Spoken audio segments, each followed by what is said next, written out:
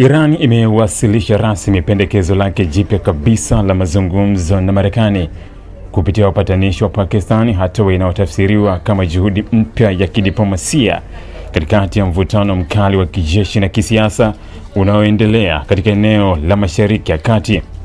Kwa mujibu wa shirika la habari la serikali ya Irani IRNA, pendekezo hilo liliwasilishwa jana Alhamisi, Aprili 30 mwaka 2026 kwa njia ya mawasiliano yasiyo ya moja kwa moja, yakitumia Islamabad kama daraja la kuunganisha Teherani na Washington.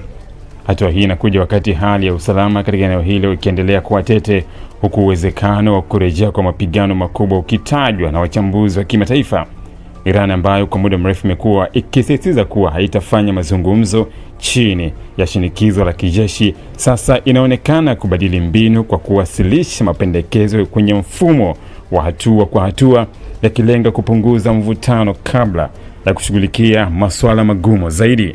Kwa mujibu wa taarifa mbalimbali za kidiplomasia, pendekezo hilo lina vipengele kadhaa muhimu vinavyoonyesha mwelekeo mpya wa Teherani. Kwanza, Iran inapendekeza kusitishwa kwa mapigano au hatua ya kijeshi kama hatua ya awali. Hii inalenga kujenga mazingira ya kuaminiana kati ya pande hizo mbili, hasa baada ya kipindi cha mashambulizi ya makombora na drones yaliyoongeza hofu ya vita kamili.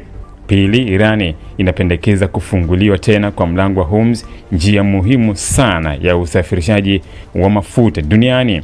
Mlango huo bahari wa Hormuz umekuwa kiini cha mvutano wa kimataifa, kwani kufungwa kwake kunaathiri moja kwa moja uchumi wa dunia, hasa bei ya mafuta. Kwa kuahidi kufungua tena, Irani inaonekana kujaribu kuonyesha utayari wa kupunguza presha ya kiuchumi kwa mataifa mengine. Tatu, na pengine muhimu zaidi, Irani inapendekeza kuahirishwa kwa mjadala kuhusu mpango wake wa nyuklia hadi hatua za mwanzo za kuaminiana zitakapotekelezwa. Hii ni tofauti kubwa na msimamo wa Marekani, ambayo imekuwa ikisisitiza swala la nyuklia ndio kiini cha mazungumzo yote. Tofauti hii inaendelea kuwa moja ya vikwazo vikubwa vinavyokwamisha mazungumzo kufikia mafanikio. Nafasi ya Pakistan katika mchakato huu imeendelea kuwa ya kipekee na nyeti. Kama mpatanishi, Islamabad imekuwa ikipeleka ujumbe kati ya Tehran na Washington, ikijaribu kupunguza mvutano bila kuonekana kuunga mkono upande wowote waziwazi. Wataalamu wa diplomasia wanaeleza kuwa Pakistan ina maslahi ya moja kwa moja katika kuhakikisha utulivu wa eneo hilo, hasa kutokana na athari za kiuchumi na kiusalama zinazoweza kujitokeza endapo vita vitaongezeka. Kwa upande mwingine, kuna hofu kwamba iwapo pendekezo hilo litakataliwa au kupuuzwa, inaweza kuongeza uwezekano wa kurejea kwa mapigano makali zaidi. Tayari ishara za maandalizi ya kijeshi zimeonekana kutoka pande zote, jambo ambalo linaongeza uzito wa maamuzi yatakayochukuliwa katika siku chache zijazo.